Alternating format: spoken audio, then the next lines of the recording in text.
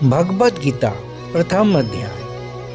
भगवद गीता का प्रथम अध्याय अर्जुन विषाद योग कहलाता है।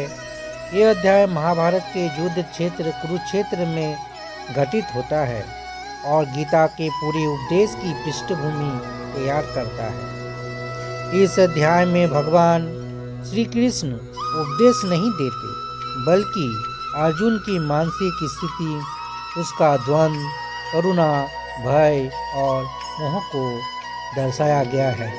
यही विषाद आगे चलकर गीता के दिव्य ज्ञान का कारण बनता है। अध्याय का आरंभ राजा धृतराष्ट्र के प्रश्न से होता है। वे अपने मंत्री संजय से पूछते हैं। धृतराष्ट्र जानना चाहते हैं कि धर्म भूमि कुरुक्षेत्र में युद्ध के लिए एकत्रित उनके पुत्र कौरव और पांडव क्या कर रहे हैं। यहाँ धर्म क्षेत्र शब्द यह संकेत देता है कि ये युद्ध केवल सत्ता के लिए नहीं, बल्कि धर्म और अधर्म के बीच है। संजय दिव्य दृष्टि से युद्ध भूमि का वर्णन करते हैं।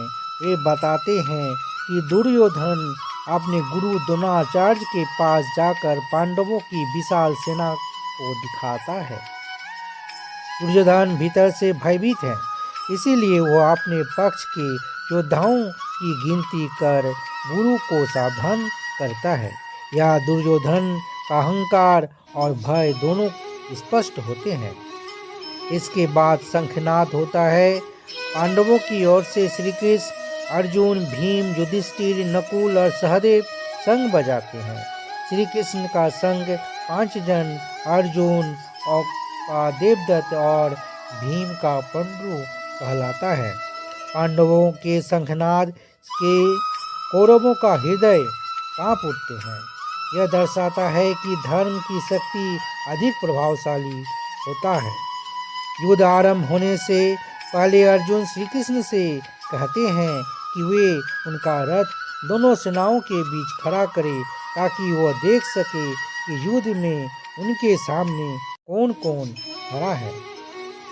जब अर्जुन सामने देखते हैं तो उन्हें अपने पितामह भीष्म, गुरु द्रोणाचार्य, काका, मामा, भाई, पुत्र, मित्र और संबंधी दिखाई देते हैं। अपने ही प्रियजनों को युद्ध के लिए तत्पर देखकर अर्जुन का हृदय करुणा से भर जाता है।